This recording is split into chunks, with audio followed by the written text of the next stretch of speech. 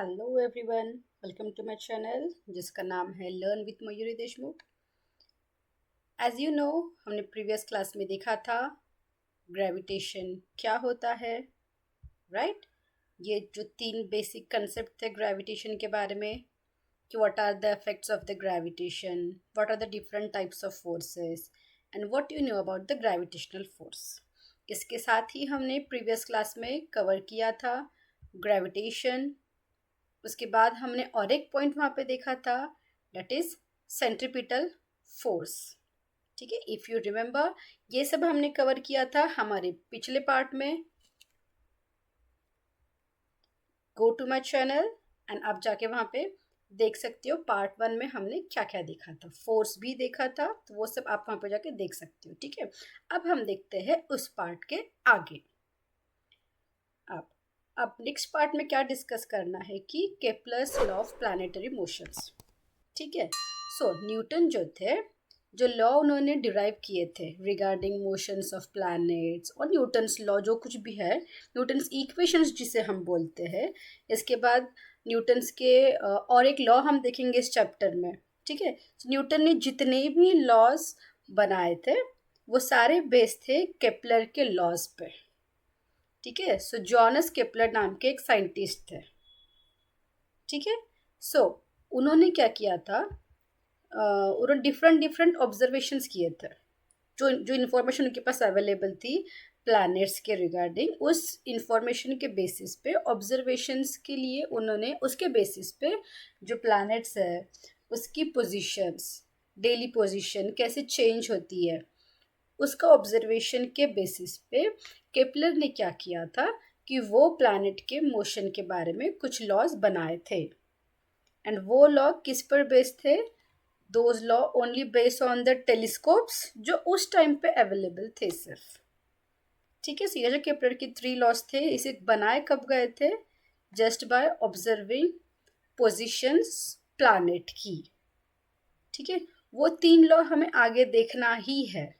ठीक है, ये 3 लॉ पढ़ने से पहले इससे रिलेटेड कुछ क्वेश्चन है, हमें वो देखना है।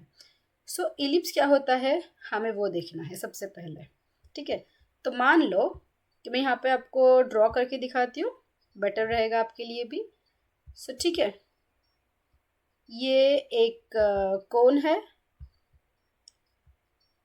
ये कोन का ये वाला पार्ट है। ठीक है, ये कोन है कंप्लीटली। अब मैंने कोन को कुछ ऐसे इंक्लाइन पार्ट में कट किया। नॉर्मल हमारा जो कोनिकल जो होता है, कोनिकल सरफेस जो होता है, वो क्लोन को मैंने अगर इंक्लाइन पार्ट में अगर मैंने ऐसा उसे कट किया, ठीक है, सो जब मैं कट करूँगी उसे, so I will get there a part जो कुछ ऐसा दिखेगा मुझे। ठीक है, कुछ मुझे इस फॉर्म में दिखाई देगा। तो ये जो शेप होगा, ठीक है, हम इसे ओवल शेप भी बोल सकते हैं या तो हम इसे एलिप्स बोल सकते हैं।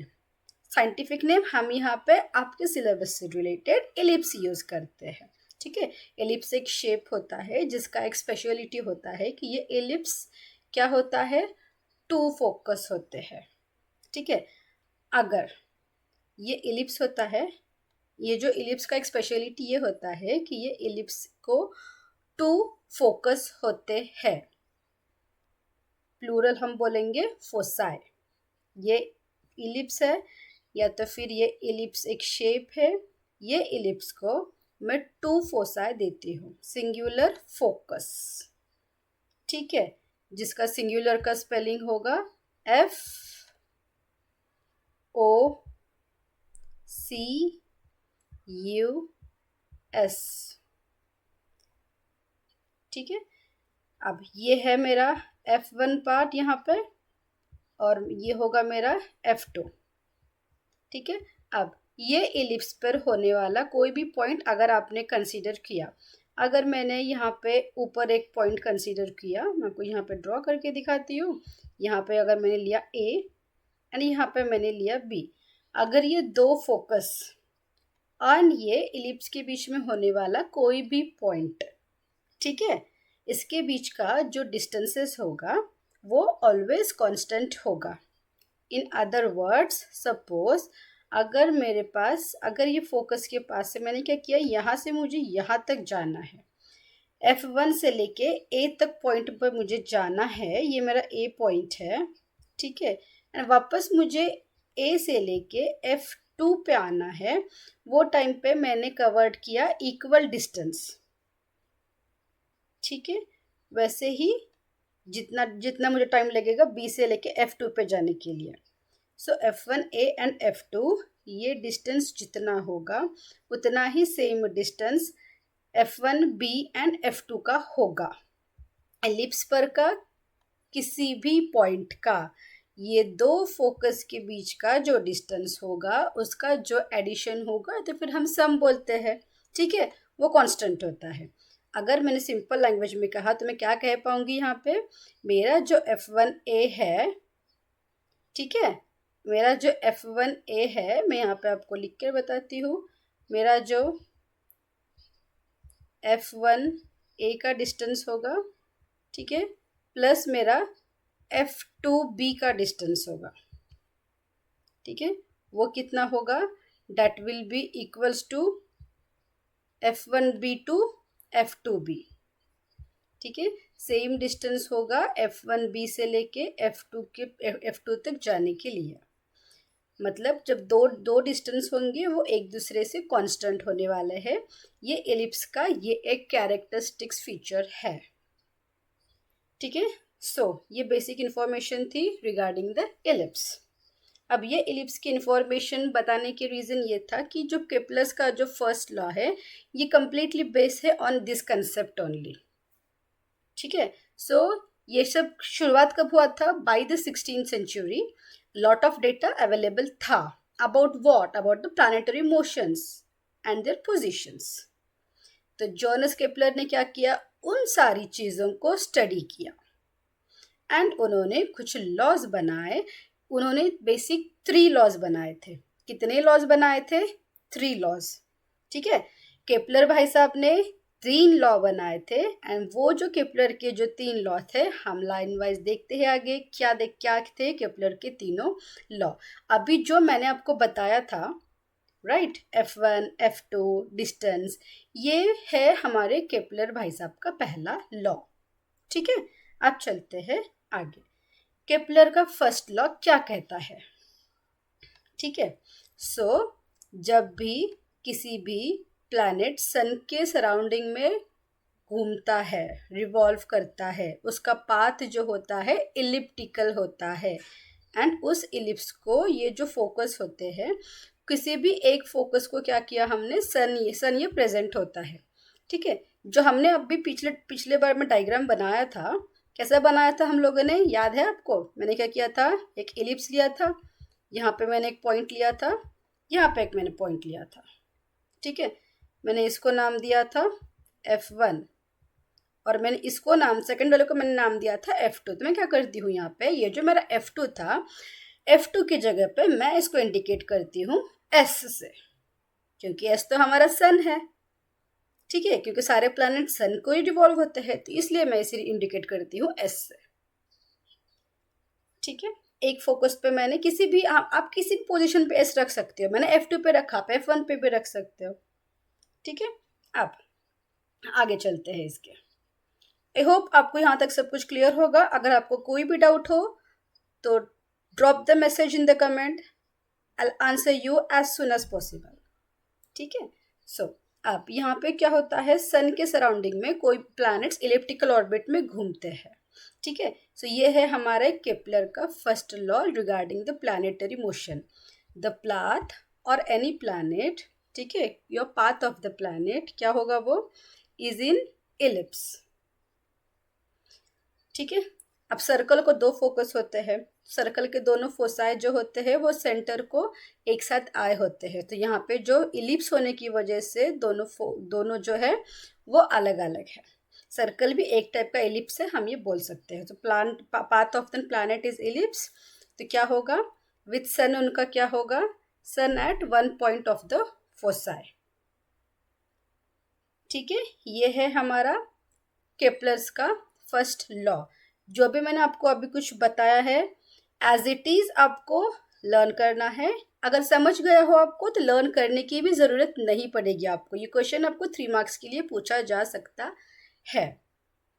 ठीक है, बाकी सारा आप आपके वर्डिंग में लिख सकते हो, कोई प्रॉब्लम नहीं है, बट जिस पार्ट को मैंने हाईलाइट किया है आपको उसे एज इट इज लिखना पड़ेगा, वो चेंज मत करना। ठीक है, the orbit of the planet is an ellipse with sun at one of the foci. आप किसी भी वन पार्ट पे फोसा रख सकते हो। ये था हमारे केपलर भाई साहब का पहला लॉ। ठीक है, अब देखते हैं उनका दूसरा लॉ। अब दूसरे लॉ के लिए भी इलिप्स ड्रॉ करना पड़ेगा हमें। ठीक है, अब मैं यहाँ पे आपको फिर से एक और इलिप्स ड्रॉ करके बताती हूँ इसके बीच में। तो मैंने यहाँ पे लिया, ये कंसीडर किया मैंने मेरा सन।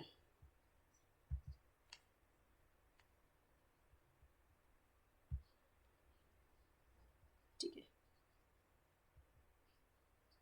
अब मान लो मेरे कोई एक प्लैनेट है यहाँ पे। ठीक है, ये मेरा सन है बीच वाला, मेरे कोई प्लैनेट है, वो अगर यहाँ से यहाँ पे जा रहा है। ठीक है, या तो मैं आपको यही डायग्राम से एक्सप्लेन कर दूँ तो आपको इजीली समझ जाएगा, because my drawing is not that much good. ठीक है, सो यहाँ से सन क्या हो रहा है, यहाँ तक जा रहा है, सी से लेके सन ऐसा सेंटर तक आ रहा है। इसके बाद ई से लेके सन सेंटर तक आ रहा है। मैंने 2 पॉइंट कोई भी कंसीडर किया। ठीक है, सो इससे रिलेटेड, प्लैनेट्स के मोशन से रिलेटेड ये सेकेंड लॉ है। वो क्या बताता है आपको कि ये जो प्लैनेट है, ठीक है, सी पॉइंट से लेके डी पॉइंट जाने के लिए जितना टाइम लगता है उतना ही सेम डिस्टेंस, ठीक है, ई से लेके एफ तक जाने के लिए लगता है। ठीक है, या तो फिर आप ऐसा कंसीडर करो, ए से लेके बी तक जाने के लिए जितना डिस्टेंस लगता है, ठीक है, उतना ही लगेगा सी से लेके डी तक जाने के लिए। सेकेंड लॉ क्या बताता है, the line which joins the sun and the planet it covers equal area in equal interval of time. ये है हमारा सेकेंड लॉ ऑफ केपलर। क्या है, the line joining the planet and the sun sweeps equal areas in equal interval of times. मतलब क्या है, A B and C D are distance covered by the planet in equal time, that is after equal intervals of time. So जो भी position होगा starting from A and C are shown by B and D respectively. So जो straight line A S and C S show होता है, A S मतलब क्या होगा आप लोगों का, ये जो डिस्टेंस होगा ए से लेके एस तक का, ठीक है, एंड सी एस का। तो हमें तो यहाँ पे कंपेरेटिवली एरिया तो ये ज़्यादा दिख रहा है, ए टू बी का ज़्यादा है, सी टू डी का कम है। ठीक है, तो ये कैसे पॉसिबल होगा, तो ए से लेके बी तक जाने के लिए वो प्लैनेट के लिए जितना टाइम लगता है, ध्यान से सुनना, थोड़ा सा आपको ट्रिकी लगे ये, अगर आप समझ जाओगे तो बहुत इजी होगा। ए पॉइंट से लेके बी तक जाने के लिए जितना टाइम लगेगा उतना ही टाइम सी से लेके डी तक जाने के लिए एंड ई से लेके एफ तक जाने के लिए लगेगा। ठीक है, बट डिस्टेंस तो कम ज़्यादा है। सो अगर डिस्टेंस भी उसमें कम हो या ज़्यादा हो तो भी वो जो प्लैनेट इलिप्टिकल पाथ में मूव होता है उसकी वेलोसिटी चेंज करता है। बाय चेंजिंग और एडजस्टिंग वो क्या करता है, डिस्टेंस कवर करता है इन equal interval of time. Time same है, अगर डिस्टेंस भी बढ़ गया, ए टू बी का, सी टू डी का कम हो गया, ई टू एफ का और कम हो गया, तो वो क्या करेगा, खुद की वेलोसिटी वहाँ पे एडजस्ट कर लेगा। वेलोसिटी कंपेरेटिवली ज़्यादा होगा, डिस्टेंस कम होगा तो वेलोसिटी कम होगा, डिस्टेंस ज़्यादा होगा तो वेलोसिटी क्या होगा, ज़्यादा हो जाएगा।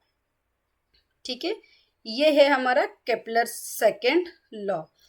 क्या बताता है, the area A S B जितना है उतना ही हमारा एरिया है सी एस डी एंड उतना ही एरिया है बाकी का, अकॉर्डिंग हमारे केपलर भाई साहब के सेकेंड लॉ से।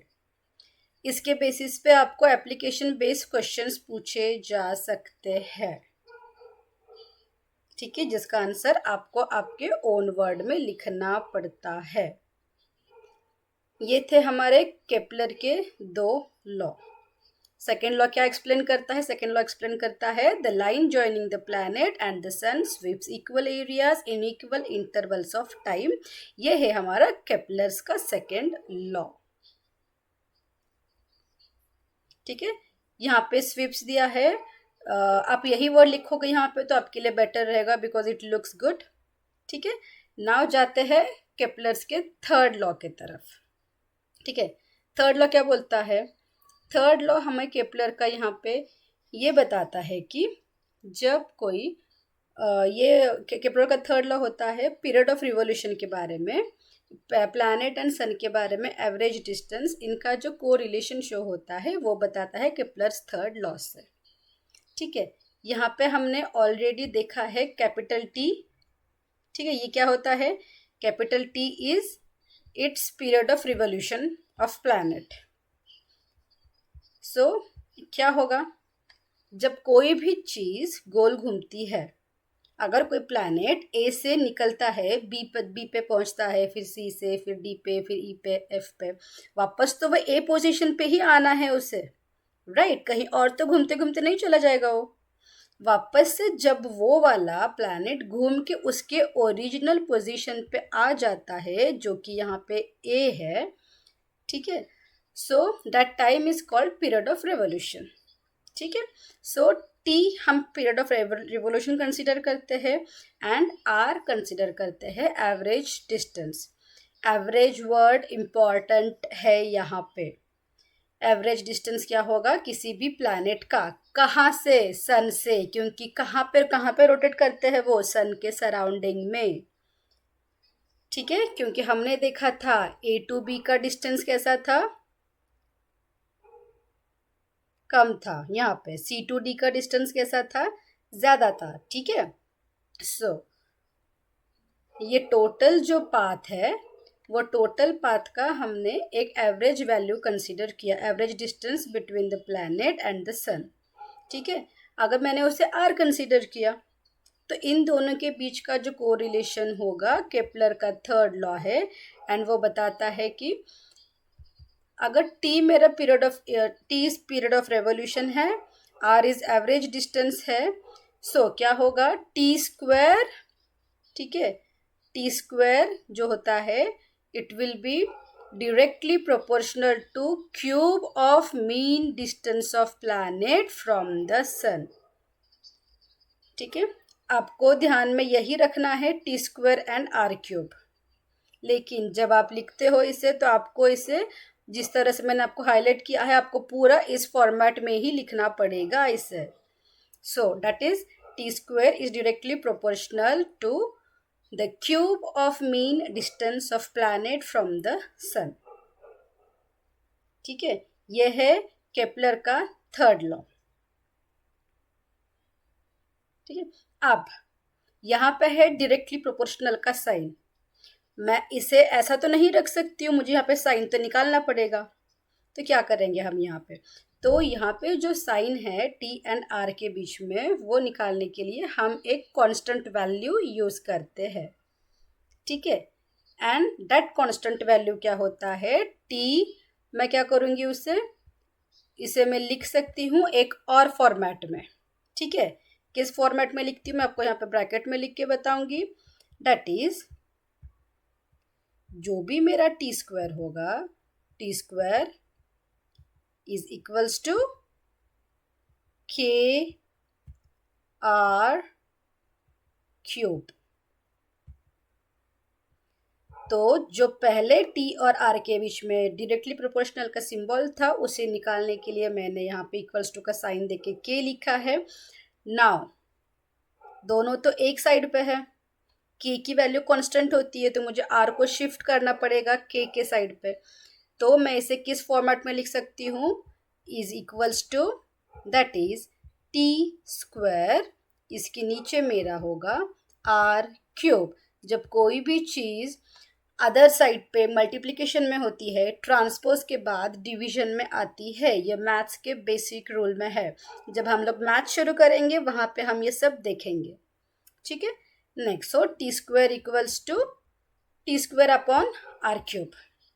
सो ये जो थर्ड लॉ है, आपको जब थर्ड लॉ एक्सप्लेन करोगे तो आपको लिखना है ये first step, then don't jump to this step abruptly, उसके बाद लिखो this is the second step, and then only move to this third step. This is the third step. ठीक है, that is t square equals to kr cube where k is constant of proportionality, and third part पे आपको लिखना है t square upon r cube equals to k जो कि constant है. So this is Kepler का थर्ड लॉ जो हमें बताता है correlation between period and distance. ठीक है, आई होप आपको केपलर्स के 3 लॉ याद हो चुके हैं. एक बार लर्न कर लोगे तो भी आपको हो जाएगा, याद करने की ज़रूरत नहीं होगी. ठीक है, एक बार मैं फिर से आपको रिपीट करती हूँ. क्या देखते हैं हम यहाँ पे, ये हाँ, तो आप समझ लो यहाँ पे कि क्या दिया है कि कोई भी प्लैनेट को ए से बी तक जाने के लिए, ए से मूव होके वापस से ए तक आने के लिए जो कुछ भी टाइम लगता है वो किससे प्रोपोर्शनल है, जो एवरेज डिस्टेंस होता है क्यूब का उससे प्रोपोर्शनल होता है. डिस्टेंस जितना बढ़ेगा उतना टाइम पीरियड बढ़ गया, डिस्टेंस कम हो गया टाइम पीरियड कम हो गया, ऐसा वो शॉर्ट में मीनिंग होता है. सो ये हमने देखे थे केपलर के 3 लॉज. आज के लेक्चर में हम यहीं पे रुकते हैं. ठीक है, आई होप आपको ये लेक्चर समझ में आया होगा. 3 लॉज केपलर के अच्छे से समझ में आए हैं. ठीक है, सो ना इसके बेसिस पे आपको न्यूमेरिकल्स भी सॉल्व करने हैं. ठीक है, सारे न्यूमेरिकल्स हम चैप्टर के एंड में सॉल्व कर लेते हैं. ठीक है, जो केपलर्स का थर्ड लॉ है इसके बेसिस पे न्यूटन ने एक लॉ निकाला है. अब वो क्या लॉ है, वो है इनवर्स स्क्वायर लॉ. ठीक है, वो लॉ हम देखेंगे हमारे नेक्स्ट लेक्चर में. ठीक है, सो केपलर ने क्या बताया था, केपलर की laws obtain the law simply from the study of position of planet obtain by regular observations. अब उसके पास कोई एक्सप्लेनेशन नहीं था कि why planet obeys this law. So we will see how this law Newton को help होता है in formulation of the theory of the gravitation. So आज के क्लास में हम यहीं पे रुकते हैं. नेक्स्ट क्लास में हम लोग देखते हैं न्यूटन के बारे में. ठीक है, please do like, share and subscribe. If you have any doubt you may drop me a message in the comment section. Please do like, share and subscribe. Chalo, bye bye. We will stop here for today.